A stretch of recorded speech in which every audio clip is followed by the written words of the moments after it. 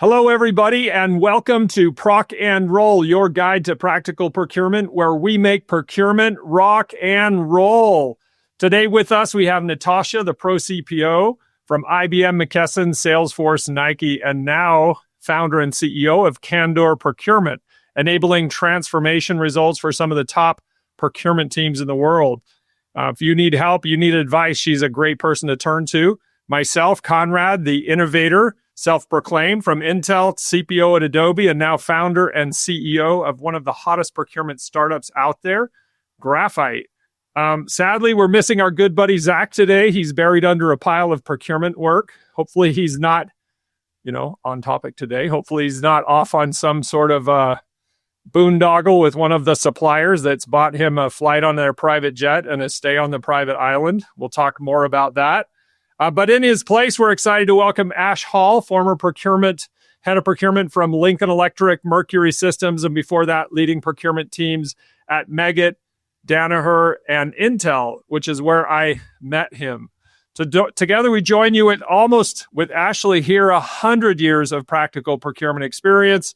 And here at Proc-N-Roll, we discuss the latest and greatest trends and topics in procurement. But before we jump into today's continued discussion about ethics and integrity, I want to take just a few minutes to dive a little bit deeper into Ash's background.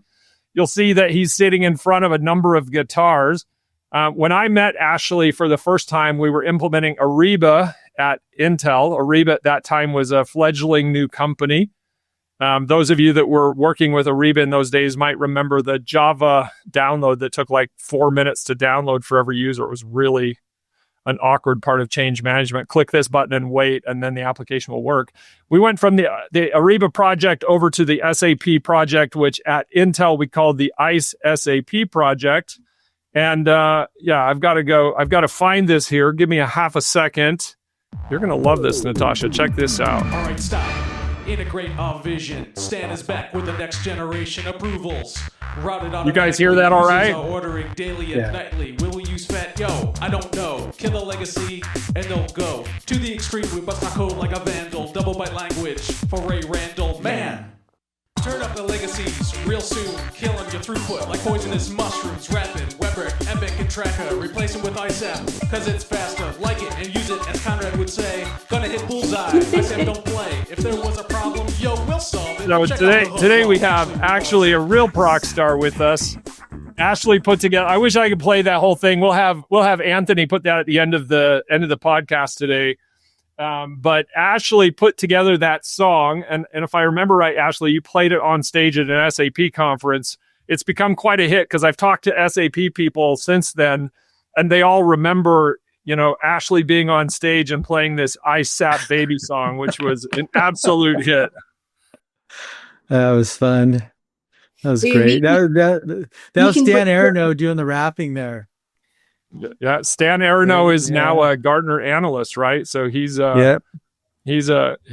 had quite a team back then, but Ashley made us cool. The rest of us procurement folks, I need to unshare here, but the rest of us procurement folks, we don't always have the claim to fame as being a real rock star, and Ashley definitely made us feel that way. That was fun. Yeah. Well, so Ash, tell us a little bit about your welcome into procurement. How did you make it in, quick 3-minute intro? I know we'll go a little bit deeper, maybe in another podcast, but, a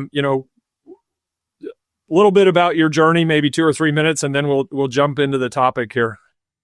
Yeah, my journey is quite interesting. I never knew that procurement was even a career. I always thought I was going to go to law school. So in college, I actually was a music major undergrad, and I did a double major with humanities with the emphasis in Portuguese literature. So nothing to do with business or procurement.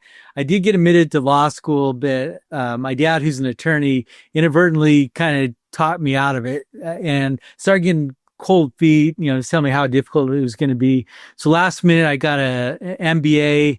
Intel at the time was growing considerably, and they were hiring all sorts of MBAs to be senior buyers. And so I did get recruited by Intel, and I just I love procurement. So I started off in indirects, was always intrigued by systems. I'll tell the Conrad story a little later because I think we're doing a podcast in September. But I was always intrigued by the technology, and Conrad had built some excellent tools. He had built a tool called eRec, which was kind of like Intel's homegrown version of Ariba, but it became ubiquitous. I mean, that's how people did all the indirect purchasing at Intel, and then we replaced out with Ariba, like Conrad said, and then with SAP solution. I got back into strategic sourcing, focus on indirect still, did logistics sourcing. I got recruited away from Intel by Danaher. And so I was a director of indirect procurement for the industrial businesses and took on logistics, not only sourcing, but logistics operations. And then Danaher recognized how lopsided my career was, and they said, you need to get some direct experience. So they set me on a rotation to lead supply chain for one of the aerospace businesses. 6 months into that rotation, they decided to sell that business to a UK business called Mercury. So I stuck around with Mercury for a number of years. And so that was a really great career turning point in my life because I did get more exposed to the broader realms of supply chain, not just indirects and logistics like I had before. And from there, I was offered a position later on. Well, I had increasing responsibilities at Meggitt and got to lead procurement there. And then I got recruited to go work for a company called Mercury Systems, which does work for the Department of Defense, so about 90% plus. And so that was, a different set of learning because everything was regulated, right? With the DCMA, CPSR audits and all of that. And then my most recent position, I was recruited away from Mercury Systems to go work for Danaher Electric, which is a great company, over 130 years in the Rust Belt in Ohio. They make welders and welding consumables, but they had never had a centralized procurement function. So I spent the last 2 years building that function. And now I'm looking for my next opportunity. Doing some freelance work at the moment, but I'm honored that Conrad has invited me to join this podcast. Well, thanks for stepping in, especially last minute, Ash. It's really great to have you with us. As you were talking about your experience, particularly with kind of federal and regulations and everything else, I couldn't help wondering. I mean, diving into ethics and integrity today is sort of a phase 2 of the conversation we started last week. I couldn't help wondering what your observation is moving from sort of private like Intel into aerospace and starting to work on government contracts. Like, did you see the culture of ethics and integrity? Now, I hope nobody feels judged as members of these companies we're talking about here. Maybe some stories we tell. I think these are very complicated topics, and very often do reflect the company culture, but also individuals and how they think about ethics and integrity. But as you move from kind of private business to a lot of government business, did you see a different focus on ethics and integrity and fairness, or kind of how do you think about that before we dive a little bit deeper into just general principles of ethics and integrity around RFPs? Yeah, no, that's a really good question. I got to tell you, Intel prided itself on its ethics. I remember our code of conduct at Intel was quite strict. In fact, at the time, the year that I left Intel, I remember the legal department they sent out some documentation. They'd done a benchmarking of our code of conduct against other companies, and they found that we were more strict than the rest of the industry, more strict than we needed to be. So there were things that we could not accept, like tickets to the Super Bowl and those sorts of things, which that was built in my DNA. And then all of a sudden they said, well, not that they said go accept Super Bowl tickets, but they're saying, hey, some of these things are okay because they could become reciprocal, right? If they invite you to a ball game, you can then invite you can also invite somebody as well. And so I felt from Intel that we did have a strict code of conduct. Ethics was very important. And the same things I I felt at Danaher, we had the same thing. Mercury, great company, highly, a lot of integrity, but a much smaller company. And so what I find is that the smaller the companies, the less, the smaller the company and the more decentralized the company, the less stringent are these code of conducts, right? Because first off, they struggle in having a standard set of policies and processes and that sort of thing. And a lot of these companies, like Mega, we acquired a bunch of small companies. They're companies that were mom and pop shops that didn't know better, right? So they were used to these sorts of perks that we would say, hey, these are out of line. But, for these smaller companies, it was okay, not breaking the law. And even at Mercury Systems, where it was highly regulated,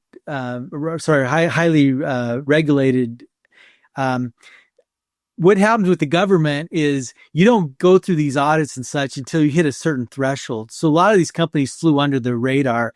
So when they became part of Mercury Systems, and all of a sudden these, CPSR guideline, DCMA guidelines, CPSR audits, those things came into play. And all of a sudden it's like, oh no, like here's all these new sets of rules that I really have to abide by. But, so it was a bit of a challenge, not a huge challenge, but, definitely a challenge. So I guess if I was to summarize it, Conrad, I think it was an anomaly that, Intel being a non-government company, it was still a very highly ethical company where it was a strict code of conduct. And Conrad, I'm sure you can name folks. I know some senior folks that were fired, right, when they found out that certain things had happened. Hey, this person accepted that flight on the jet or what have you. Now I'm remembering the rule was $25, right? It needed to be branded and under $25 or you couldn't accept a gift. And Natasha, last time we were talking, you were talking about kind of your belief in actually, buying, like if you're out to dinner with a supplier, you would step in and make those payments, so there was no question about these things as well. I know Intel's not unique in terms of, a culture of ethics and integrity. What are your observations to Ashley's comments about kind of these differences, particularly in size, right? Like as companies are smaller versus larger and kind of how they make that transformation. Have you seen any of that? Yeah, I had, and this is one of those instances when I maybe naively, but hopefully for a long time will continue believing in good intent that that people are inherently good and people do not want to do things that are not ethical, that are not legal, that are prohibited by internal code of conduct or the law. But very often people just don't know better. And now working with a couple of clients who have predominantly young generation who either through colleges or through high schools. And also we're kind of like, we think that COVID is in a rear view mirror, but the consequences of education and exposure that younger generation had maybe to common practices that you have when you go to school together and universities together is different. And a lot of them spend 3 years or at least 2 years at home without much external interaction. And the younger generation, they just have fewer or lesser visibility to various life instances when those questions, is it ethical or not? Is it right or not? They just haven't been reasoned. And I want to continue to believe that people are driven by the good intention and the desire to do good and to do well. And very often when we catch someone doing something unethical, it is because people did not know. If they do it repeatedly, then it's intention. And I think what we also spoke about last time is that, and I'm curious about Ash's perspective on that. How do our personal values that we've been reasoned with and educated by our parents, how do they reflect on our behavior in corporate environment, and how easily can we adjust our mindset if we were raised with one set of rules, but then the corporations dictate different set of rules? How quickly can we shift? Yeah. Yeah. No, I mean, I think it's a very good question. So I'll answer that, but let me give a quick example, because I absolutely believe with you that most people are good and their intentions are good, but sometimes those good intentions lead to a bad action. So here's a perfect example. When I was at Danaher, they put me on this rotation to the aerospace business. This was a business, about 30% of their business was government work, and we're going through a small business audit, right? So there's, so much so much of your spend needs to go to small, disadvantaged businesses, right? And so we're being audited by the government. And so I was picking up some lunch, and so I bought lunch for the auditor who had been sitting in there all day. And I bring him this lunch, and he's like, I can't eat that. I can't take that. I'm like, oh, come on, it's just lunch, right? So again, a good intention on my part, but it was against the regulation, right? He couldn't accept anything like $25. It couldn't be $5, right? And all it was some kebabs and stuff. And it's a delicious place, by the way. Is by this, we're in this Armenian area of LA, and so again, a good intention, but it's not what they wanted. What I found is there's different cultural differences. So I'm sure, Natasha, with your great experience working across multiple countries, what's acceptable in one country is different in others. And that's where I've seen the biggest challenge. And so it is something, it's not only going sometimes against what they've been raised, but it's that whole culture, a culture where these things are acceptable, where all of a sudden you're saying, no, this is not acceptable anymore.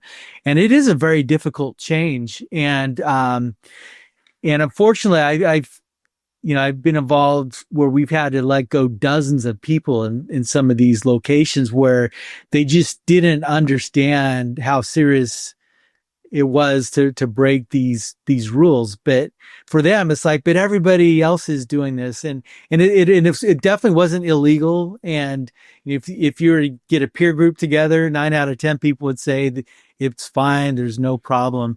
So that is a difficult let me dive into your example. It's not illegal in that country, or like the US FCPA and the various anti-fraud and corruption rules around the world in some of these larger countries kind of stipulate what can and can't happen in those countries. So 2 parts to this question. One, I'm not trying to pick on anybody, but those things that weren't illegal, were they not illegal in that country, but they were illegal based on US law? And then based on all of your government work, what's your observation about why the federal government puts so much pressure on controlling how government works in these other countries? I mean, I think I generally understand the idea, but when you get into these nuances, it seems really complicated. You're right. Like every single person in this country understands that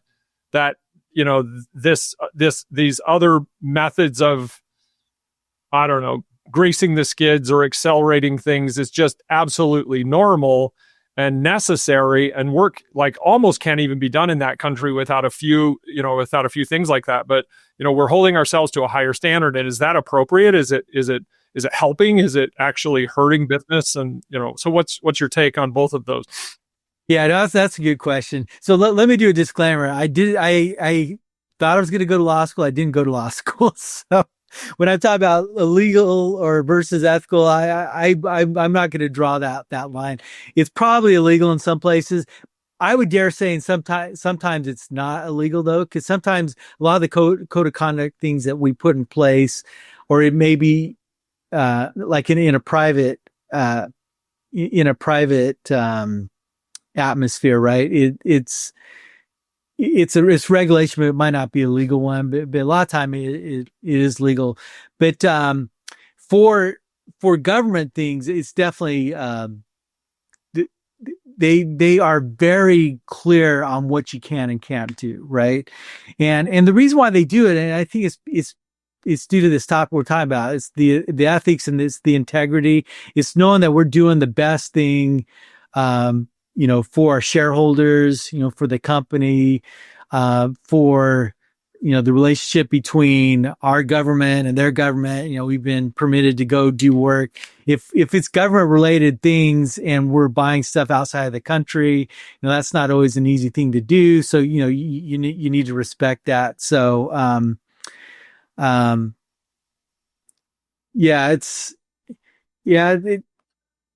ahead. Well, Ash is sharing, and Conrad, you asked about culture and countries, like different countries, different culture. But even within the same country and the same culture, the rules have changed. I am thinking about one of my teammates, who wasn't my direct report, but at some point was part of my team. And the person was rather on closer to retirement age. Obviously, we don't know. We don't ask people their age, and in a very unassuming way, he made remarks in the terms that today are considered to be discriminatory to some minorities. But the person has been in the workforce for like probably 40, 45 years. And at the time when he started his career, and probably majority of his career was that reference would not raise any unethical, illegal, or derogatory flags. We also have to be, as business leaders, we have to be mindful that we have a workforce that varies from 20 to 65 years old. And people come to this workforce with different level of awareness, experience, knowledge, and like just the situations that they have gone through. And some of their missteps may have been accidental. There are some missteps that had been well planned, absolutely consciously manipulated, and massage the rules and situations around them. And those, of course, have to be very, they have to be dealt with according to the law, code of conduct, and all ethical practices. But I also keep coming back to the point of that, yes, there's a code. Yes, there's a law, there's a process, there's regulation, but there should also be common sense. And there should also be empathy and understanding that our workforce today is very diversified. And we have gone through a lot in business world in the last 40 years that perhaps some people to one way of looking at things and some other folks to another. So let's not cross that out just by focusing just on legalities. Well, I love your baseline belief in the fact that most people have positive intent. Most people are trying to do good. Most people are trying to be kind and fair. It is before, I want to jump into sort of, next topic here around, fairness and, how does ethics and integrity apply to how, like the mechanics of managing an RFP or a competitive bidding process. But, starting with the framework in mind that, most people want to be honest. Most people were raised to be honest. I will say that it sometimes gets to be a slippery slope, how we start, people that I saw stealing from the company, whether it's, fraud as it relates to travel expenses or little things. What I see generally is that it starts with something simple that most people wouldn't question. It is a little bit across the line, and then it starts to feel normal to them. So it normalizes a behavior that eventually starts becoming their common practice, which, I think can happen, even in the bidding process, right? In the negotiation process, how you set up things and how you make them work. And generally you're working with a host of people when you're doing an RFP, right? So everyone's kind of bringing in those perspectives. Salespeople, I mean, I can tell you, salespeople are often not trying to, kind of like Ashley's falafel lunch or kebabs, not really trying to do anything malicious, just trying to get someone's attention or just to be kind in order to continue the conversation going. But sometimes sometimes it kind of starts crossing those lines. So, all right, 2 RFPs and setting them up. I would love to get both of your perspective on what are the boundary conditions? What's the framework when you think about establishing, the process around an RFP to make sure that it is fair and equitable? And by the way, does it always have to be fair and equitable? A lot of times we're dealing with legacy suppliers. We want to bid. We want to bring competitive bids to the table. Sometimes we brought this up in the last episode. Sometimes we may not have an intention to move off of the legacy supplier, but we want to kind of test the water, or we want to push the negotiation. Like let's say each of your sort of top 3 to 5, quick takes on the rules that you believe need to be in place for you and your team to manage an RFP. Ash, let's start with you. Yeah. No, that's good. Look, the thing is, the RFPs, you got to handle these with integrity, because once you blow that can sink the reputation of your company, right? And I remember working, I won't say which company or which commodity it was, but we had a bid where everybody refused to bid. Like we had because they said, you've got a history of giving this to your incumbent and there's absolutely no chance. So we aren't even going to try anymore. That was horrible. Right. And, so the first one, I think it just needs to be fair, right?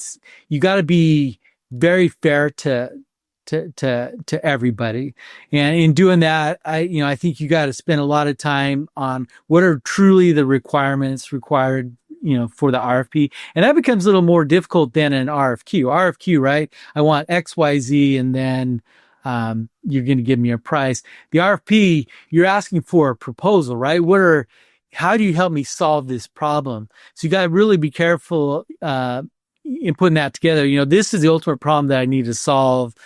But I'm open, right, to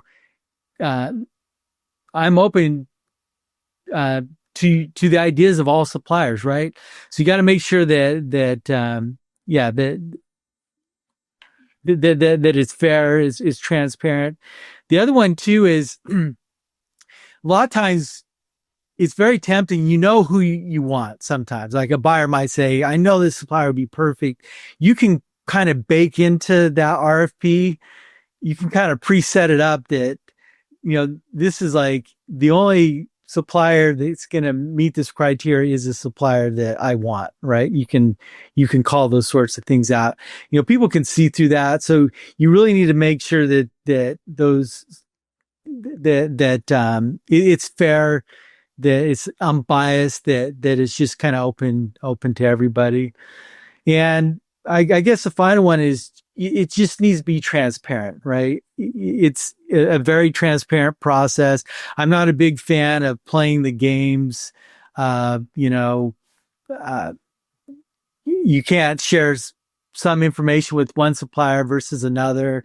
When I do RFPs or, my teams, I make sure if questions are being asked, those questions get shared with everybody, unless it is something very confidential, right? About like, not to do with the bid itself, but, anyway, but I guess those would be my 3 key items. Off the top of my head, I've put on the spot. I know it's rapid fire for sure, so almost not fair. Natasha, kind of how do you get the think time here? What's your 3 to 5 here? No, I was actually listening. I was listening to Ash, and my perspective is that I actually would not separate selecting a supplier from the process of selecting an employee.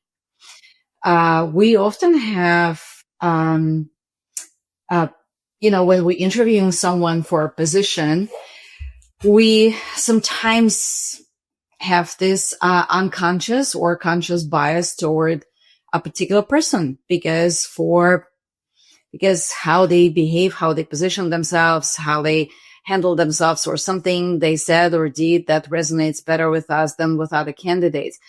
We have to be careful. We have to be at least mindful of having those conscious or unconscious biases. But I would say specifically in an RFP, I always ground myself on a couple of cornerstones. One is extending an opportunity, but opportunity should only be extended who can really deliver on that opportunity and benefit from that opportunity. If we're conducting an RFP and we're including, small businesses or diverse suppliers, was to check the box that we had extended opportunities to those who cannot potentially deliver on the business, but for our corporate purposes, we tick the box, then I do not think it's a fair practice. And I think that this is exactly the definition of unethical, because you're wasting people's time and their resources by kind of extending them the opportunity that in advance they cannot deliver to. So I would say that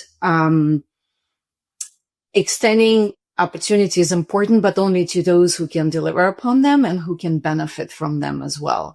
And you might not know that, right? So the line you're drawing is if you know full well that they're incapable of delivering, then don't waste their time and don't waste yours or create some sort of fiction. But if you're unsure, I'm sure it's probably okay if you're unsure. They might be able to do this to go ahead and include them.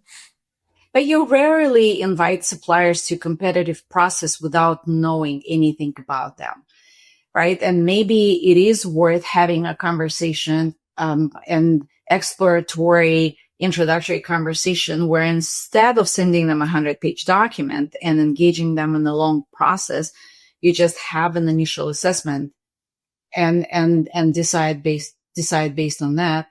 Then I'm bringing common sense again, on what makes sense to do and what doesn't make sense to do. And, Conrad, you were very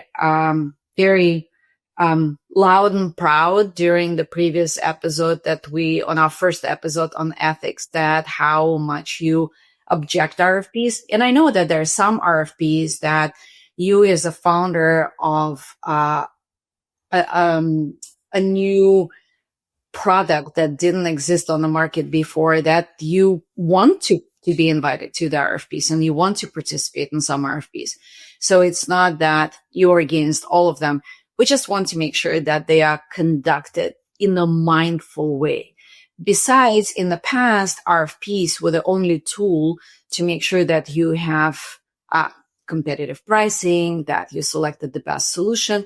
There's so many available benchmarks and technology advancements that can help you to shorten the time and educate you as a buyer in advance before launching into a long process that will take time away from everyone. So I would say that if you're the buyer and you know that the business will be given, unless something terrible happened to a particular company or you're going to hire a particular person, do not waste anyone's time. That to me would be unethical versus not inviting someone to the process. It's interesting on the buyer side. I think, of course, I became super sensitive to this as a seller now on the supplier side, because you start feeling the pains. Like, these RFPs are not well organized. They're not well put together. They're often hundreds of questions longer than they need to be. It's very taxing to fill these out. I mean, and sometimes on the buyer side, it's like, well, that's just the price of doing business. Step up and do it. But wasting people's time, not investing properly in, making it as lean and effective and fair as possible.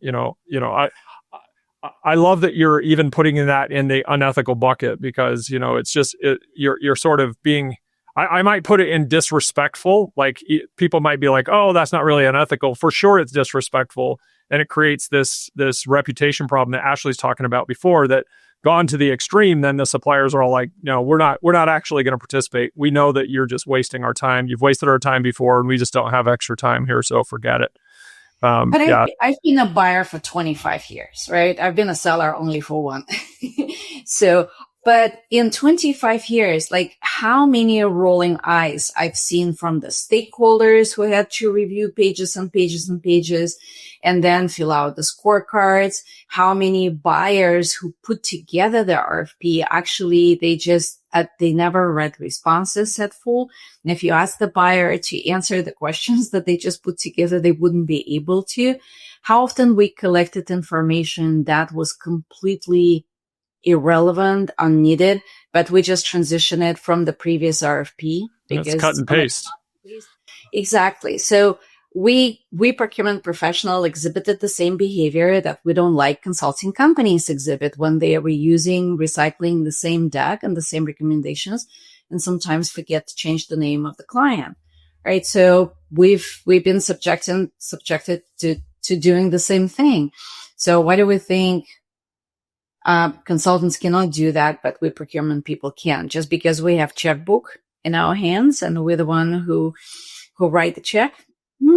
Yes, maybe you find it disrespectful, but I think that as procurement professionals, our standard to ethics have to be much higher, and we have to, I like to almost put the equal sign between disrespect and unethical. Yeah. So let's dive. We have another 5 or 10 minutes here, but let's dive deep into maybe we've talked about sort of the things to think about, the positive boundary conditions here. But if you were going to put together a sort of 10 commandments of things that you've seen in RFPs as, let's call it, unfair, unethical behavior, what are those things that are sort of tripwires that you would watch out for? Like if you see yourself doing this, or people on your team doing that.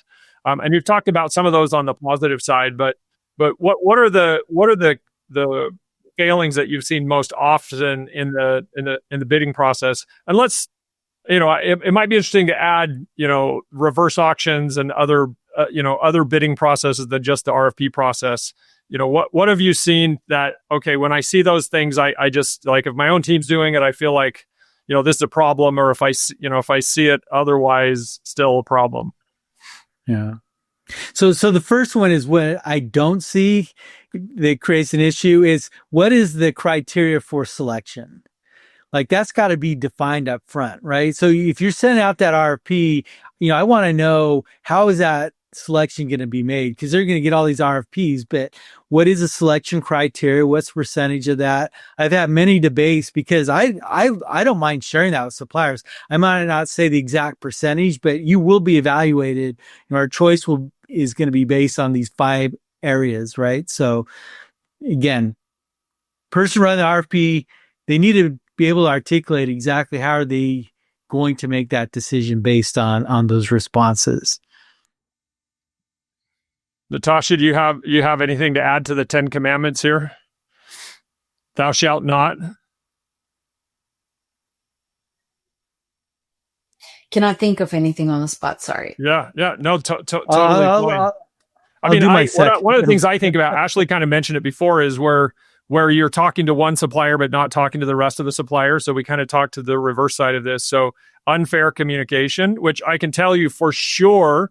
And on the seller side, it's really frustrating because a lot of times there is lack of clarity. There's lack of a whole bunch of things that would bring that would help suppliers understand how to best navigate the process. But nobody will talk to me. Nobody will answer questions. And so even when sometimes we're trying to manage communications, sometimes these rules we're putting in place aren't helping us in the process, right? Because some of these questions are really helpful to the supplier to make. No, the supplier doesn't want to get into a deal where they lose money or they're going to do a bad job either. So, So unfair communications, we talked about that before. Anything else? I think it's in procurement hands to enable suppliers to help procurement, because very often suppliers are viewed as nuisance, annoyance, and right? But in reality, the reason you're engaging a third party is because you cannot solve your existing problems with your in-house powers, whether it's resources, whether it's technology solution, whether it's, I don't know, trucks that bring you goods, or a law firm that will defend your interests in a court. Whatever those are, the third parties you're bringing their purpose is to solve the problems that you have. So it's in your best interest to inform suppliers to the best of your ability, to the best of your knowledge, so that they can give you a more holistic solution to solve your problems. So, and I really hope that, that the buyers, it took me some time, because, I started 26 years ago in this field, and it was a little bit like old school. Those suppliers, they're just eating our lunch. And it took me some time to build my own perspective. Is like, no, it's not that they're not eating our lunch, but we sometimes take away their lunch, like when we set unfair practices.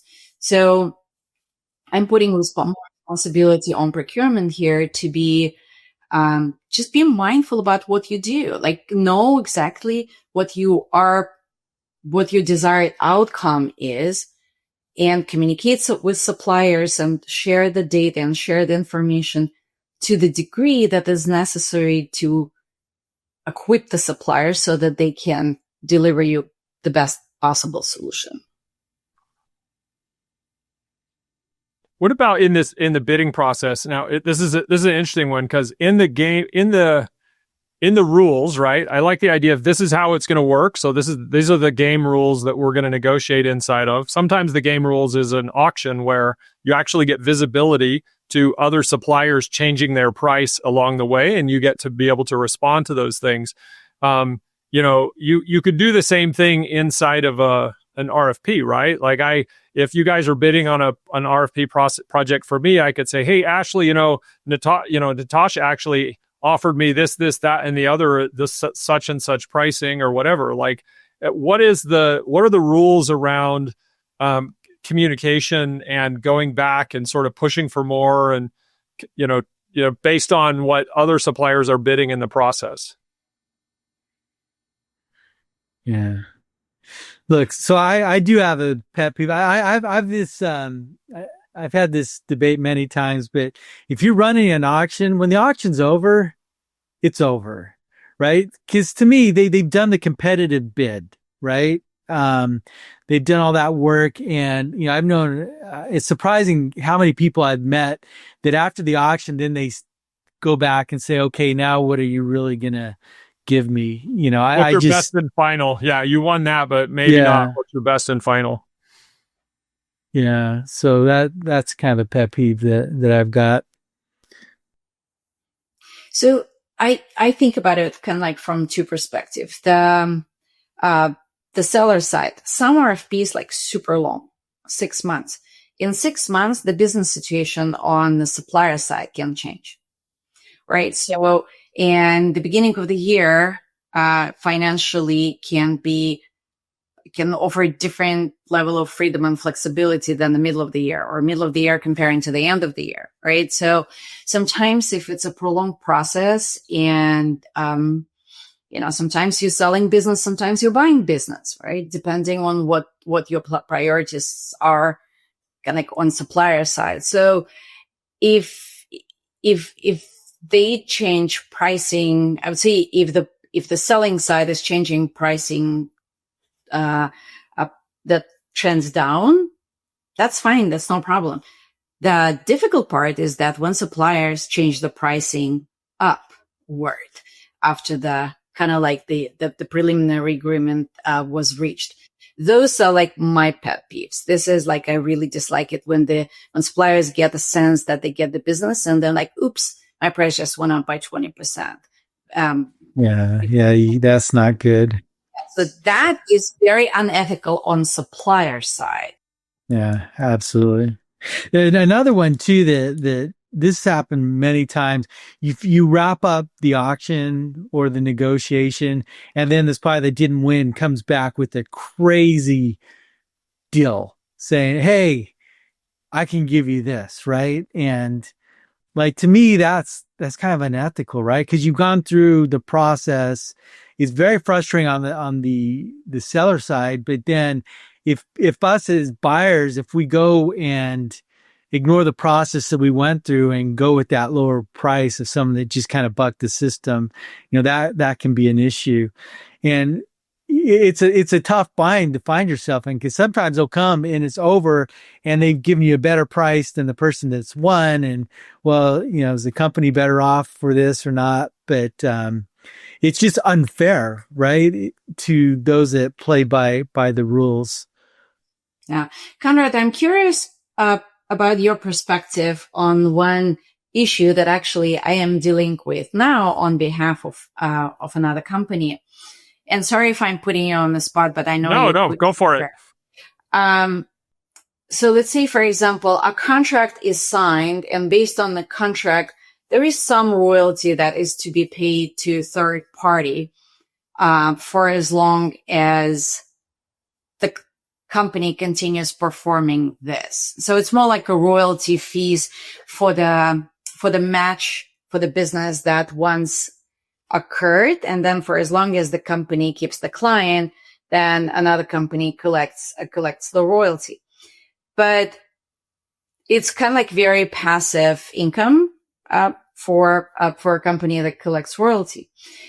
And if it happens for 3 years, that's fine. If it happens for 5 years, it starts being annoying for another side. When it happens for 10 years, the side that continues to pay the royalty naturally asks themselves a question that, okay, 10 years ago, we put the wrong contract in place because because there's no incremental value. There's no incremental benefit. There's no incremental, kind of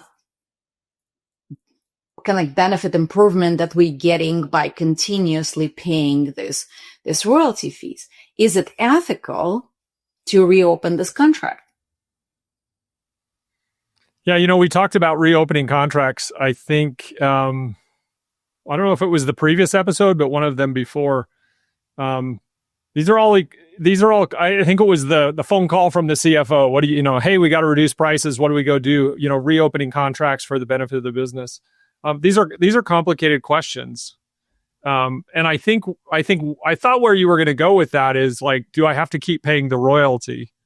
But they're reopening the contract from the perspective to renegotiate and stop paying for evergreen royalty. Yeah. I mean, the truth is any of those agreements have, I think any agreement is up for the opportunity to come back onto the table. And the conversation needs to happen, right? But inside of those conversations, there's also this issue of, what do we, in fairness, right? So let's say I owe you a royalty because you gave me access to intellectual property and I've built that intellectual property into my own knowledge or into my own product or my own services or something, right? If I'm going to go reopen that, I have to also be willing to extract all of that out of my business and out of my product and out of everything else, right? You can't really have your cake and eat it too. Like, oh, I don't want to pay you the royalty, but I'm going to, I've benefited from this and my company has grown in a way that, so I think it's very situational. But I think relationships need to be talked about and they need to be healthy, and everyone should benefit from being able to talk about, okay, you know what, this isn't working for us like it was 10 years ago. We need to talk about it some more because maybe it's making us unsuccessful or unprofitable or it's going to have an indirect consequence that like right now we can talk about this and figure out a path forward. Maybe if we don't talk about it, we're going to lose the optionality to figure out a path forward that works. These are tricky situations. I think we probably need to wrap up here. I want to kind of summarize some of the things that I've heard here as we go and maybe put a few different words in here, both on the supplier side, because Natasha, you asked about like the supplier increasing pricing. I'm sure, if you haven't seen this yet, you will, where you'll have a customer where you give them a bid in January and a whole year goes by before they say, oh, okay, I want to do it. And by the way, since then, some crazy inflation has happened, and everything's changed from a pricing perspective. And that price is no longer really a fair price anymore. It was written on paper, but maybe we failed on our side to sort of put boundary conditions around how long will we honor this bid, right? You see that on some bids, like a supplier will say, this bid is good for 30 days or 60 days or whatever it is. And that really strikes me that it's so important. Ashley, you said this before as well. It's so important to set up the rules up front and to be open and fair and transparent about this is how this is going to work. We're going to make this decision based on the bid, going through this auction process or going through this bid process, and then abiding by those rules without really clearly upfront documenting, how the process is going to work. Just changing the rules midstream. It's not really fair on the supplier side or the buyer side. And frankly, it's probably a little lazy on us on the buyer side and the supplier side to start into a game without clear rules defined. Ashley, you talked about, how will this decision be made? How are we going to make the selection? These things are super, super important, right? Because I think as we start getting into the game and there's no rules, what's fair and what's not fair? I mean, it totally starts feeling unfair to me on the buyer side or the supplier side when the rules change midstream. But unless we go in without some giant bureaucratic mess, Natasha, I hate RFPs to a passion because they distract away from what really matters most often. Yeah. But yeah, so let's maybe at some point, Conrad, we need to get very practical with our procurement audience and start suggesting in very specific terms, how can they replace RFP? Because you and I have been fuming about it, but we didn't really offer them very practical suggestions, like to avoid the RFP, go here, or because we're not promoting any particular technology solutions, right? But maybe we should be a little bit more giving to our audience in terms of I think that's perfect. Let's do a focus episode on the future beyond RFPs, right? What do you do if you're not doing an RFP? I think that's a really good topic for the podcast. But in the context of ethics and integrity, it's so important. We talked about cross culture. We talked about individual, belief in ethics and integrity, and how just stopping up front, investing the time to make the rules. I mean, tell me, guys, if you think I'm crazy here, but this is just kind of what's live being, coming into my mind is that the backbone of doing things in a fair and ethical way, aside from just truth and honesty and some of these universal things, is to be really fair about, be very clear about what the rules are, whether it's a supplier bid or whether it's an RFP or whether it's an auction. Be very clear and transparent about the rules and then follow the rules. Yeah, agreed. Yeah. I agree too. But you're still crazy. Hey, I'm not going to argue that at all. And with that, let's call it a wrap. I'm sure we're not done here with ethics and integrity. I know we want to talk a little bit more about the ethics and integrity in a negotiation, how much you can bluff, other things that you can do in the conversations with the suppliers. We'll come back to that again. Thank you, everybody, for tuning in and listening to us. Now, good friends, Ash. Glad you met Natasha. She'll be a great resource for you. And Natasha. Ash. Thanks for spending some time with us. We'll catch up soon on another episode of Proc-N-Roll, and hopefully, to the production team, we can dial this episode out with the full song of "I Sat Baby" from the days back at Intel, the Intel project, and Ash's musical genius. It was really awesome. That's a real Proc-N-Roll. It is Proc-N-Roll. That's we gotta send Ashley the Proc-N-Roll. In fact, we're working on a Procstar sticker, so we'll get you both some Proc-N-Roll and Procstar stickers to add to your sticker collection. Some swag. Sounds great. All right, everybody. Thank you so much. We'll talk soon. Bye-bye. Thanks, everyone. Bye.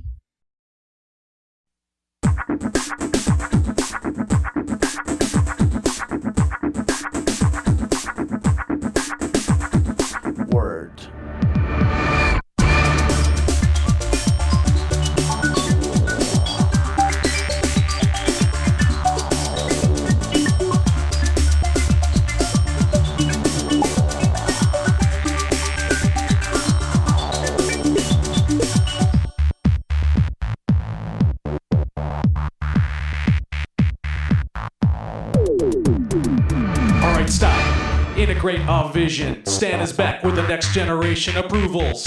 Routed automatically, users are ordering daily and nightly. Will we use Fat Yo? I don't know. Kill the legacy and they'll go to the extreme. We bust our code like a vandal. Double byte language for Ray Randall. Man! Turn up the legacies real soon, killing your throughput like poisonous mushrooms. Rapid, Webrick, Epic, and Tracker, replace them with ISAP, cause it's faster. Like it and use it, as Conrad would say. Gonna hit bullseye, ISAP don't play. If there was a problem, yo, we'll solve it. Check out the hook while Ashley revolves it. ISAP, baby. ISAP, baby. ISAP, baby.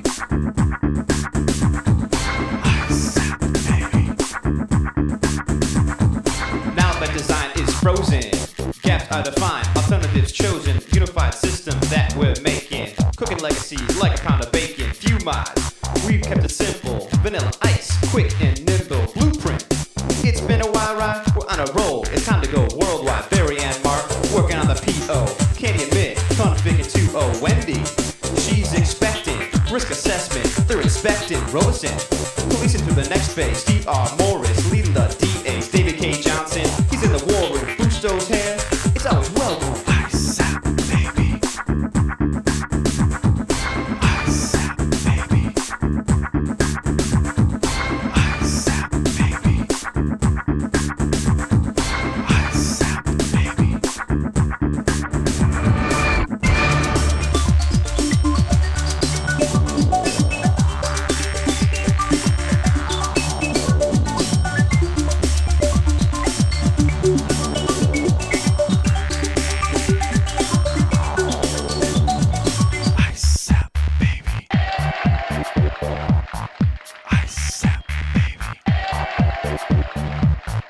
ISAP, baby. ISAP, baby. Word to your mother.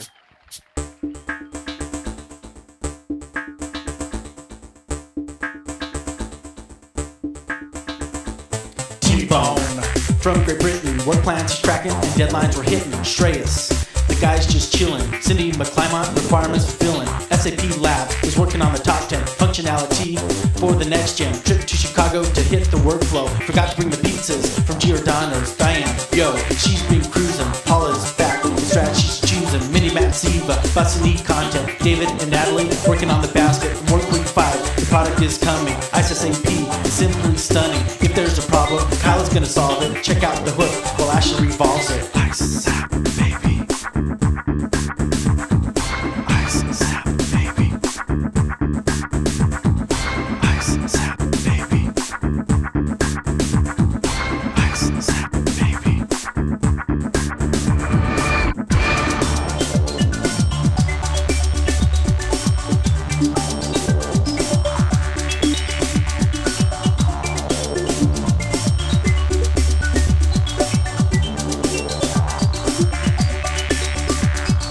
ISAP, baby. ISAP, baby. ISAP.